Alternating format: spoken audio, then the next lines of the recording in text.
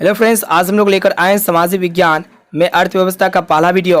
और इसमें हम लोग अर्थव्यवस्था के पहला चैप्टर अर्थव्यवस्था एवं इसके विकास में सोशल साइंस के वीवीआई ऑब्जेक्टिव क्वेश्चंस को देखने वाले हैं, जो आपके मैट्रिक बोर्ड परीक्षा के लिए काफ़ी इंपॉर्टेंट है। अगर आप इस बार मैट्रिक के बोर्ड परीक्षा देने वाले हैं तो इस वीडियो को आप शुरू से लेकर लास्ट तक जरूर देखना। और इसमें अर्थव्यवस्था एवं इसके विकास में जितने भी प्रश्न को सिलेक्टेड किए हैं सभी प्रश्न आपके एनसीईआरटी पैटर्न पर आधारित है और आपके मैट्रिक बोर्ड परीक्षा में प्रीवियस ईयर में बार बार पूछे हुए प्रश्न है, तो आपके लिए बहुत ही इंपॉर्टेंट है। तो जल्दी से वीडियो को लाइक कर दीजिए। उससे पहले हमारे चैनल पर नए हैं तो चैनल को सब्सक्राइब करके बेल आइकन को प्रेस जरूर करना। और आप हमें कमेंट बॉक्स में बताना है कि इनमें से आपको कितना प्रश्न पहले से याद था। तो देखते हैं आज का पहला नंबर प्रश्न। देखिए यहाँ पे क्या कर रहा है कि भारत की आर्थिक व्यवस्था है। तो भारत की आर्थिक व्यवस्था क्या समाजवादी है या फिर पूंजीवादी या फिर मिश्रित है या फिर इनमें से कोई नहीं। तो भारत की अर्थव्यवस्था विश्व की सबसे बड़ी अर्थव्यवस्था है और ये भारत की अर्थव्यवस्था एक मिश्रित अर्थव्यवस्था कहलाती है। और क्षेत्रफल की दृष्टि से विश्व में 7वें स्थान पर भारत आते हैं।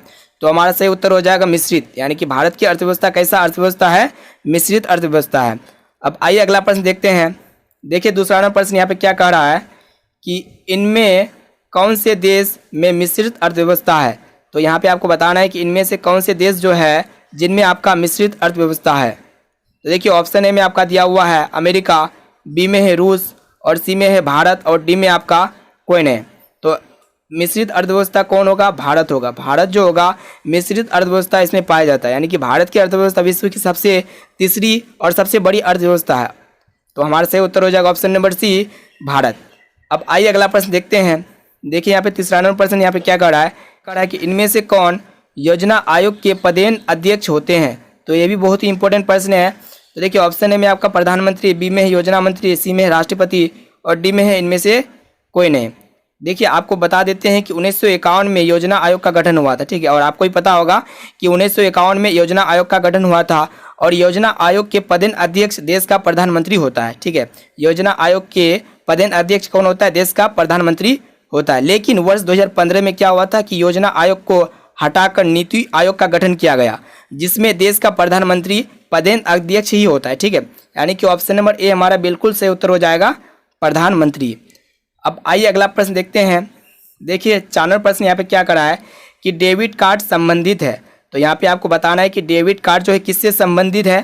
तो देखिए डेबिट कार्ड किससे संबंधित होता है? आपका एटीएम प्रणाली से होता है, यानी कि ऑप्शन नंबर ए हमारा सही उत्तर हो जाएगा। और आप हमें कमेंट बॉक्स में बताना है कि एटीएम का फुल फॉर्म क्या होता है, ठीक है। आप हमें कमेंट बॉक्स में बताइए कि एटीएम का विस्तार क्या होता है। अब आइए अगला प्रश्न देखते हैं।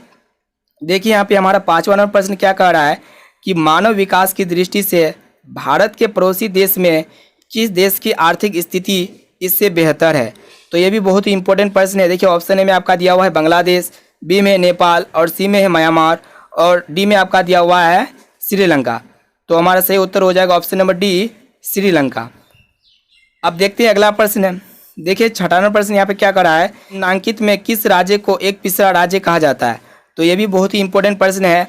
तो देखिए आपको बता देते हैं कि 2013 की रघुराम राजन समिति की रिपोर्ट के अनुसार 2013 की रघुराम राजन की समिति रिपोर्ट के अनुसार कहा गया था कि बिहार, उड़ीसा, यूपी और झारखंड भारत के 4 सबसे पिछड़ा राज्य है, ठीक है। कौन कौन सा राज्य सबसे पिछड़ा राज्य है? बिहार हो गया, उड़ीसा हो गया, यूपी हो गया, झारखंड हो गया। ये भारत के 4 सबसे पिछड़ा राज्य में से एक होता है। और अभी का बात कहा जाए तो अभी उड़ीसा जो होता है भारत का सबसे पिछड़ा राज्य माना जाता है।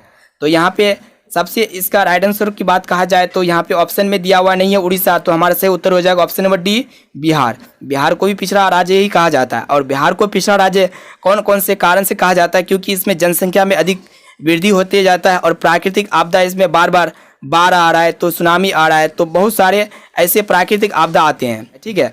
अब आइए अगला प्रश्न की ओर देखते हैं। देखिए 7वां नंबर प्रश्न यहाँ पे क्या कर रहा है कि अर्थव्यवस्था के मुख्य प्रकार क्या क्या होते हैं। तो अर्थव्यवस्था के मुख्य 3 प्रकार होते हैं, समाजवादी अर्थव्यवस्था हो गया, पूंजीवादी अर्थव्यवस्था, उसके बाद मिश्रित अर्थव्यवस्था। तो यहाँ पे इसके प्रकार पूछा गया है, तो इसके प्रकार मुख्यतः 3 होते हैं, मेन 3 टाइप के होते हैं अर्थव्यवस्था का टाइप, ठीक है, प्रकार। यानी कि ऑप्शन नंबर बी हमारा सही उत्तर हो जाएगा। अब आइए अगला प्रश्न देखते हैं। देखिए यहाँ पे 8वां नंबर प्रश्न यहाँ पे क्या करा है कि इनमें से कौन से देश में समाजवादी अर्थव्यवस्था है। तो ये भी बहुत ही इंपॉर्टेंट है।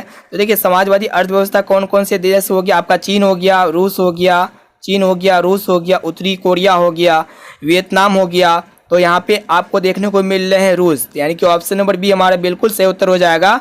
समाजवादी अर्थव्यवस्था कहाँ पे है? रूस में है। ठीक है, अब आइए अगला प्रश्न देखते हैं।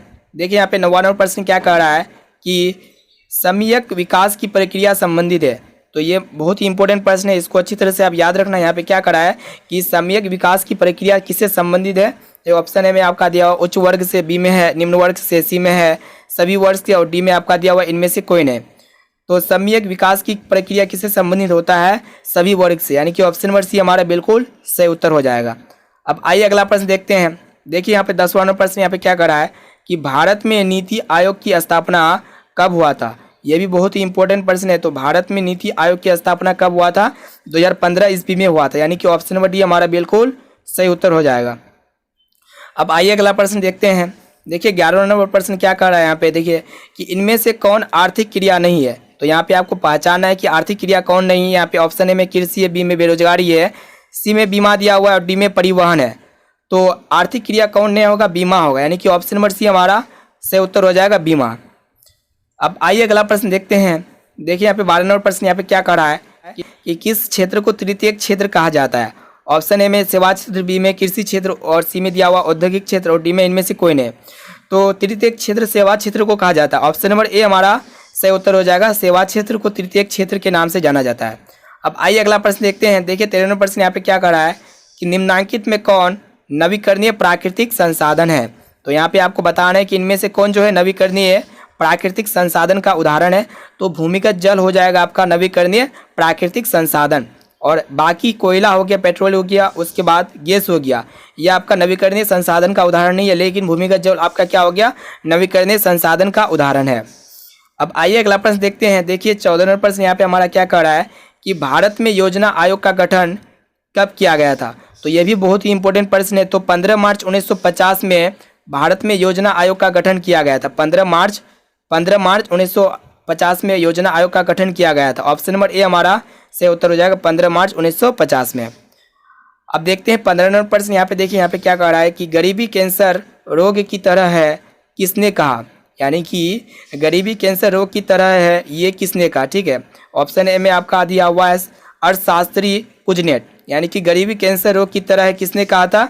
अर्थशास्त्री कुजनेट ने कहा था। ऑप्शन नंबर ए हमारा सही ऑप्शन हो जाएगा, यानी कि सही उत्तर हो जाएगा ऑप्शन नंबर ए, अर्थशास्त्री कुजनेट। अब आइए अगला प्रश्न देखते हैं। देखिए 16 नंबर प्रश्न यहाँ पे क्या करा है कि किस क्षेत्र को द्वितीयक क्षेत्र कहा जाता है? तो ये भी बहुत ही इंपॉर्टेंट है। तो देखिए द्वितीयक क्षेत्र क्या होता है? द्वितीयक क्षेत्र में क्या क्या होता है कि विनिर्माण में उद्योग, यानी कि उद्योग में क्या होता है? विनिर्माण होता है। ठीक है, यानी कि ऑप्शन नंबर सी हमारा सही उत्तर हो जाएगा, उद्योग। और प्राथमिक क्षेत्र के अंतर्गत क्या क्या चीज़ आ सकते हैं? कृषि हो गया, पशुपालन हो गया, आपका कृषि हो गया, पशुपालन हो गया, मत्स्य पालन हो गया और मुर्गी पालन हो गया, ये सब प्राथमिक क्षेत्र के अंतर्गत आते हैं। और द्वितीय क्षेत्र में क्या आते हैं? विनिर्माण आते हैं। और तृतीय क्षेत्र के अंतर्गत आते हैं व्यापार हो गया, परिवहन हो गया, बैंकिंग हो गया, संचार हो गया, शिक्षा, स्वास्थ्य बीमा हो गया, ये सब सेवा जो होता है तृतीय क्षेत्र के अंतर्गत आते हैं। तो यहाँ पे क्या पूछा गया था कि किस क्षेत्र को तृतीय क्षेत्र कहा जाता है? तो उद्योग को कहा जाता है, इंडस्ट्री में, जिसमें विनिर्माण होता है। ठीक है, यानी कि ऑप्शन नंबर सी हमारा इसका सही उत्तर हो जाएगा, उद्योग। अब आइए अगला प्रश्न देखते हैं। देखिए 17 नंबर प्रश्न यहाँ पे क्या करा है कि 11वीं पंचवर्षीय योजना की अवधि है, क्या है? यहाँ पे आपको बताना है कि 11वीं पंचवर्षीय योजना की अवधि है, इनमें से क्या हो जाएगा? तो देखिए ऑप्शन ए में आपका दिया हुआ है 2008 से 2013, बी में है 2006 से 2011 और सी में 2009 से 2014 और डी में आपका दिया हुआ है 2007 से 2012। तो 11वीं पंचवर्षीय योजना की अवधि क्या था? 2007 से 2012 था, यानी कि ऑप्शन नंबर डी हमारा बिल्कुल सही ऑप्शन हो जाएगा, सही उत्तर हो जाएगा। अब आइए अगला प्रश्न देखते हैं। देखिए 18वां प्रश्न यहाँ पे क्या करा है कि आर्थिक विकास का गैर आर्थिक कारक कौन है? तो देखिए ऑप्शन ए में आपका दिया हुआ है प्राकृतिक संसाधन, बी में है सामाजिक संस्थाएं, सी में है तकनीकी विकास और डी में है मानवीय संसाधन। तो इनमें से आर्थिक विकास का गैर आर्थिक कारक कौन होता है? सामाजिक संस्थाएं होता है, यानी कि ऑप्शन नंबर बी हमारा सही उत्तर हो जाएगा, सामाजिक संस्थाएं। अब आइए अगला प्रश्न की ओर। देखिए हमारा जो 19वां प्रश्न यहाँ पे क्या कह रहा है कि जीवन की भौतिक गुणवत्ता का सूचक है। तो यहाँ पे आपको बताना है कि जीवन की भौतिक गुणवत्ता का सूचक कौन होता है? ऑप्शन ए में आपका दिया हुआ है जीवन प्रत्याशा, बी में दिया हुआ है शिशु मृत्यु दर और सी में है मौलिक साक्षरता और डी में है ये सभी। तो यहाँ पे जीवन की भौतिक गुणवत्ता इनमें से सभी हो जाएगा, यानी कि जीवन प्रत्याशा, शिशु मृत्यु दर और मौलिक साक्षरता। ऑप्शन नंबर डी हमारा बिल्कुल सही ऑप्शन हो जाएगा, सही उत्तर हो जाएगा इनमें से सभी। अब आइए अगला प्रश्न की ओर देखते हैं। हमारा 20वां प्रश्न देखिए, हमें क्या करा कि अत्यधिक जनसंख्या वृद्धि से आर्थिक विकास की गति क्या होता है। जब बहुत ही जनसंख्या वृद्धि होता है तो उसमें आर्थिक विकास की गति क्या होता है, मंद हो जाता है, यानी कि ऑप्शन नंबर सी हमारा सही उत्तर हो जाएगा, मंद हो जाता है। अब आइए अगला प्रश्न देखते हैं। देखिए हमारे 21वां प्रश्न यहाँ पे क्या करा है कि बिहार में जीवन यापन का मुख्य साधन है। देखिए बिहार में जीवन यापन का मुख्य मेन साधन क्या होता है, कृषि होता है, उद्योग होता है और व्यापार होता है, यानी कि ऑप्शन नंबर डी हमारा बिल्कुल सही उत्तर हो जाएगा, उपर्युक्त सभी। अब आइए अगला प्रश्न देखते हैं।